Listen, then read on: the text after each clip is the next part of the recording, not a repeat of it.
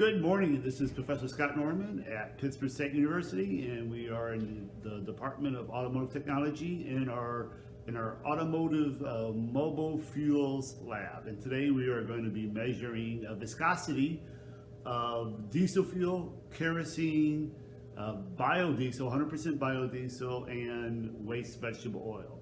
So in order to do this, you need some type of test apparatus, and so we are using the Kinematic Viscosity tester is what we have. And so it's a bath of oil, and so we have test oil in here, and we heat this up to 40 degrees centigrade, so you can see that right there.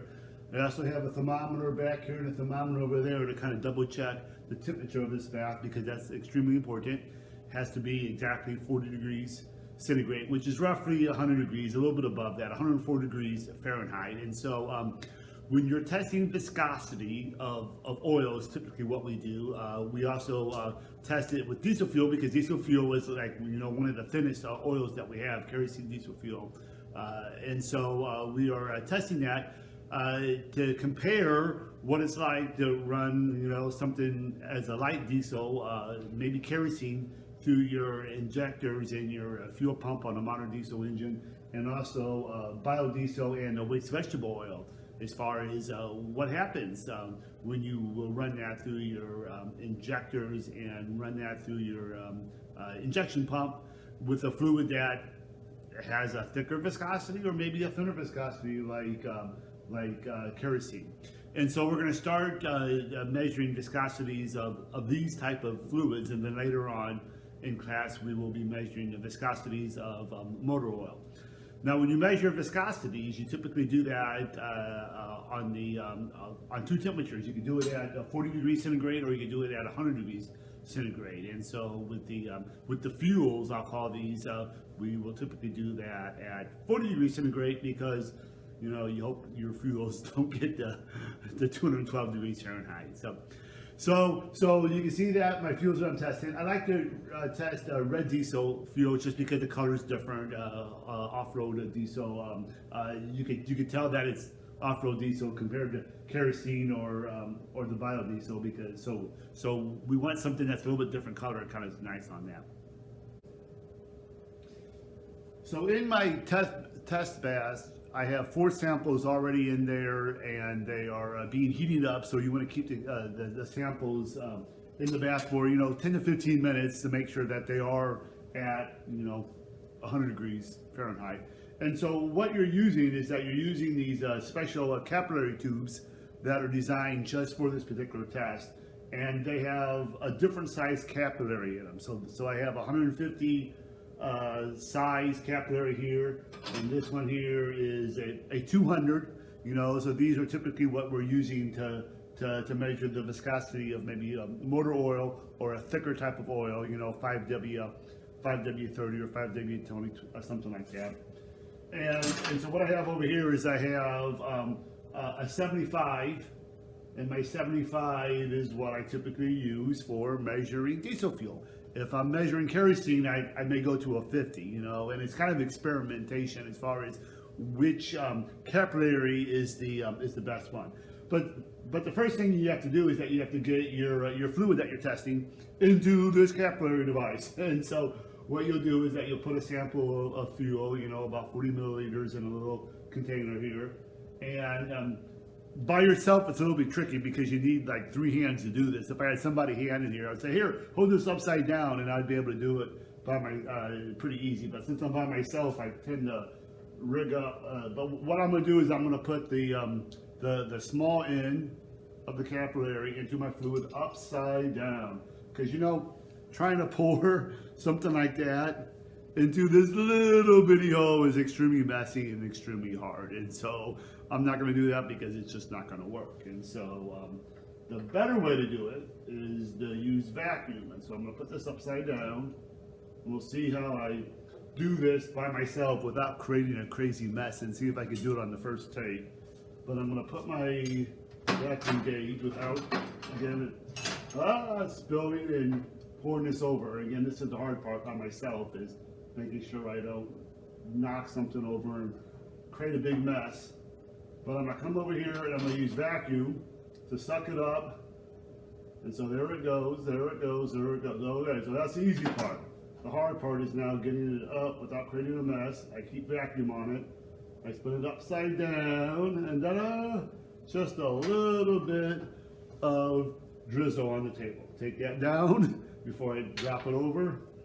So what I'm going to do then is that, see, so right now we got the fluid all down here. It has to go through the capillaries, what it do. So typically what I'll do is I'll take this and I'll then stick it in my bath and I'll let it sit there for 10 minutes, and then at 10 minutes it slowly goes down through there, and then I'm ready for the next step of this test.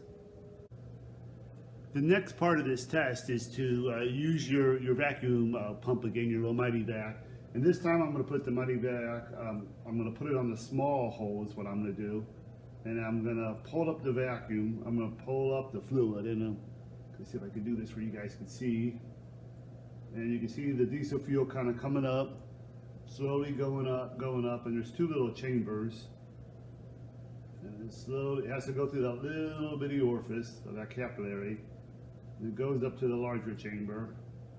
And I'm going to pull this off. And okay, so now it's ready to go. Of course, we're going to do that once in the bath.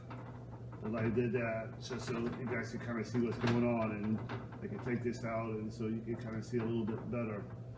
So what we have on this particular device is that we have a line right there, and then the capillary is right there, and then we have another line right there is what we do. And so what we do is that when the level of fluid gets to that first line, I'm going to start a timer. So I have a little stopwatch that I'm going to start, and then when it gets down past that second line right there, I'm going to stop the timer. And of course, this is heated up in 100 degrees, fluid. Right now it's probably 65 degrees in here. So diesel fuel is kind of cold, which is going to take it a longer time to go through that little bitty orifice there, that capillary. But the bottom line is that you're going to time how fast it gets going from one spot to another spot as the fluid's at a certain temperature, and you're going to see how many seconds that is. And then after that, you're going to do a calculation to determine what the Kinematic viscosity is for that. And so we'll come back when this thing is about ready to drop down past the line. It's about ready to go past the line, so you can see it. And I'm going to hit the timer right when it goes past the line. It's still up above it. So you can see it. It's just barely flowing, barely flowing. It's right there. Oh, you see it dropping down, see it dropping down, see it dropping down, see it dropping down. And it's almost there. And boom, I just started my timer. So now we're going to wait and count how many seconds it goes from that top line to that bottom line. And so we'll come back when it gets a little better. Okay, so I have us over here on the test device, and you can see that the line is up kind of high, and something, a pointer. It's going to drop down, drop down, drop down, drop down, and right as it goes past the line, boom, I started the timer. So I started the timer, and so I got a real sample that's in the bath right now, and it's dropping down. And so again, so the key is with this is that we don't want it to be too fast, and we don't want it to be too slow. So if this sample takes under 200 seconds, that means I have too big of orifice. I need to drop down to a 50, and right now I have a 75. If it takes over 600 seconds, think about that, that's 10 minutes of time. That means that the orifice is too small, and I need to go to a larger orifice. So there is a time limit here. You want somewhere between 200 seconds and 600 seconds of time in order for it to go from the top mark to the bottom mark. And if it's not that range, you need to adjust, start all over again, empty out your capillary tube and find a larger or smaller size, and add fluid back into that tube, warm it up, and start the process all over again. So again, we'll come back when it's about over. Here's my fancy timer that counts in seconds, and so that way you can use your cell phone stopwatch or anything, but this counts in seconds, so I don't have to try to figure out like how many seconds is like 3 minutes and 20 seconds, and so you can see that we're still under 200 seconds, and we still have a long way to go, so looks like we have the right size capillary for this particular sample of fuel.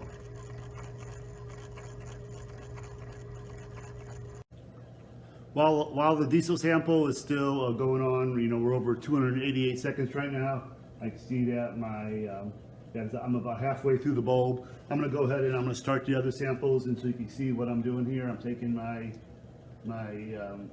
Mighty Vac and I'm pulling them up. And I got 4 timers set up. So this is my kerosene. So when it drops down below that line, that first line, I'm going to start my timer on that one. And so again, I can do 4 samples at one time, which is kind of nice. This is my biodiesel.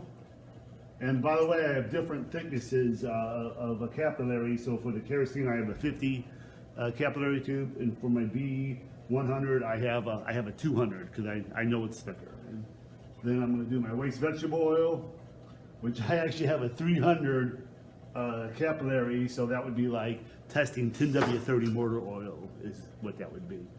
And so I'm looking over here at my kerosene and making sure that, my diesel fuel, and making sure that I'm not past my line. And I'm looking at all 4 of them at one time, and when they drop down past that first line, I'm going to hit my 4 separate timers, and we're going to come up with what my viscosity is for all 4 of these fluids. So I can see my diesel fuel is about ready to drop down past the line right there. So I don't know if you guys can see that through the oil, but I'm going to stop my timer as soon as it goes by, and so we're pretty close. You got to watch it pretty quick, and sometimes if I'm watching this one and another one drops past the line, I have to start all over again. And it's almost there, it's almost there, it's almost there, and boom. And there we go. And so there's our timing. The important thing to notice is that we are at 400 seconds. 402 seconds exactly is what we are, 402.1, I guess, if you want to be really technical on that. But now, once I have that value, we can then go ahead and calculate what our centistoke viscosity is for this particular diesel fuel. So to figure out the centistokes, we need to do a little bit of math, and so I walked over to the whiteboard so you guys can see what I'm doing here. And so we used a capillary tube of a 75, and so I don't know what size hole that really is. It's just an index of 75. They should probably look that up at some point. But I do know that a 75 on my chart for the tester equals a constant of 0.008. And so every single a capillary size difference of 50 or 75 or 100, 150 is going to have a different constant. And so you take that constant and you multiply it by the seconds. And so if I take 0.008, multiply it by my 401 seconds, which is within my test parameters of between 200 seconds and 600 seconds, I come up with a viscosity of 3.208. And so 3.208 is within the standards for diesel fuel. Diesel fuel should be between 1.9 and 4.5 centistokes. And so that's the value now. My viscosity is in centistokes. And so when you look at buying an oil, 5W20, 5W30, 10W30, 10W40, that's an index. And that 30 weight oil or that 20 weight oil or that 40 weight oil, it has to fit within a certain amount of centistokes in order for it to be called a 30 weight oil or a 20 weight oil or a 40 weight oil. And so for diesel fuel, I want it between 1.9 and 4.5. And so we're going to test the kerosene. And my guess is the kerosene is going to be under that, which is bad for my injection pumps and my injectors. And the kicker is that my biodiesel and my waste vegetable oil probably going to be over this, but by how much? Over just a little bit? Maybe not so much of a problem. If it's the thickness of 10W40 motor oil, then you can see how that could be some long-term damage to injection pumps and to injectors. And so we're going to come back and we're going to see what the other test results are for my other 3 fluids that we're testing and see what they are. We're back with our results. I had my students do some lab work this morning where in class they tested the kinematic viscosity of our 4 different fuels. and they came out with these results. So the first one that you guys saw already, which was our red diesel. So again, that's our baseline. So when the students did that, they had 403 seconds is how long it took to go through a capillary tube of 75.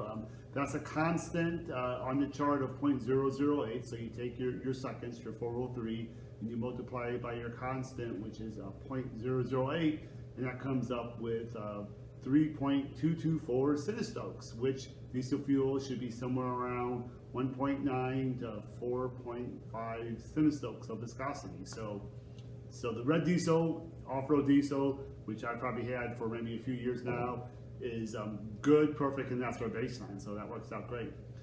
The next thing they tested was the kerosene. And so the kerosene, is definitely lighter than diesel fuel, no doubt about that. And so this time we used 50 capillary, and so that took us 404 seconds to complete that task. So again, between the 200 and the 600 second time frame, so we're right within that window. The constant for a 50 flask is 0.004, so you take your seconds, your 404 seconds, multiply it by your constant, which is 0.004. Again, we had to look that up in a book. And the centistoke value is 1.616. So obviously a little too thin to be able to use it in a modern diesel engine. I would be worried about damaging injectors and fuel pumps. The spec for kerosene is around 1.5 to 2.0. So again, very thin as far as an oil goes, as far as viscosity. The next one that we tested was our B100. So this is biodiesel 100. So this guy right here. So we make this biodiesel ourselves here at PSU with waste vegetable oil. And so the time on this was 259 seconds. We used a 200 capillary, so something you would use typically for motor oil. The constant is 0.1, so you take your seconds, your 259, you multiply it by your 0.1, and they came out with 26 centistokes. So 26 centistokes is like ATF, automatic transmission fluid. So it'd be like running automatic transmission fluid through your injection pump, through your injectors. Again, I would be very concerned on a modern diesel engine running that through injectors and injection pumps with very tight tolerances. Probably an older mechanical style injection pump, not so much of a problem, but you have to realize it is very thick. Again, it's like running an ATF through your system. So if we're going to run our V100, we want to go on an older system, or maybe mix it with some diesel to try to thin it out a little bit. The last one that we did, which was always interesting to me, is our waste vegetable oil. So we get our waste vegetable oil from the student cafeteria. We take it and we filter it down to 1 micron, so we get a lot of stuff out, and then we let it settle. But that's all we do to it. We have ran this in an old mechanical fuel system before, but when you start taking a look at our results on that, we had 164 seconds, or a timer. I still have it on there right now. It's 164 seconds, which is actually too small of a time. Again, you have to be over 200 seconds, and this was only 164. I had my students do the calculation anyway, just to come up with what we think the viscosity is. And so we used the 300 capillary, which we tried the 200 before, and the 200 took us over 1,000 seconds. So we thought, wow, that's really thick. We need to go with a bigger orifice. And well, the problem with the waste vegetable oil is that it's very sticky. It has lots of residue. My guess is that 200 capillary was restricted. So we went to a 300 and just tried it out, and realizing that it didn't work. So we're gonna have to drop back down to a 200, make sure it's cleaned out really good, and try this again. But just for the sake of seeing what we think the viscosity is, you take your 164 seconds and you multiply it by your constant, which is 0.25 for the 300 flask, and that comes out a viscosity of 41 centistokes. So think of that as maybe a 5W20 motor oil. So you're running your 5W20 motor oil through your injectors, through your injection pump, through your filters. So obviously very thick. So obviously this would only be able to be used on a mechanical system. And also this had to be heated up. So this was at 100 degrees. So think of if this fluid was at 90 degrees or 80 degrees or 70 degrees, how thick this waste vegetable oil would be going through your injectors and your fuel pump. Probably not allow it to last very long at all. So these are the results of doing kinematic viscosity. Hopefully you guys enjoyed the lesson, and if you're looking for any more automotive education videos, you could subscribe to my Professor Pentane YouTube channel. You could also look for me on Facebook, and I have a webpage, professorpentane.com. Thank you very much. You guys enjoy the day.